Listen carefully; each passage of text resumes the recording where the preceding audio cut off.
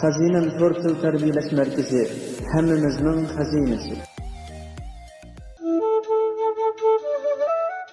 Bir chiroyli qizchaq poyezdga chiqibdi va o'zining o'rniga berib qarasa, bir er kishining uning o'rnida o'ltirganligini ko'ribdi.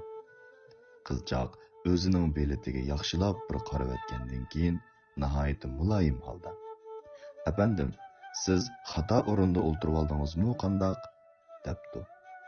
U er kishi beletini pulanglatib, nihoyat unlik va qo'pol holda: "Ko'zingizni obdan ochib qarang.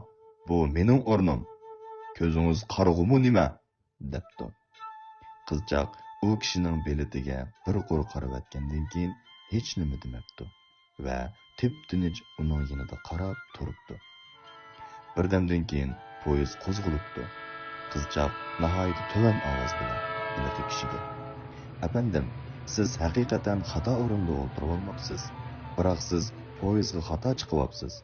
Sizning biletingiz Urumchiga boradigan bilet ekan. Biroq bu Xotanga boradigan poyezd" debdi. Bu hikoya bizga shuni eskartadiki, hadisli bir ishlarni qo'pollik bilan hal qilaman dema. Qo'pollik bilan ettiklik sizni pushaymonda qoldirib qo'ymasin.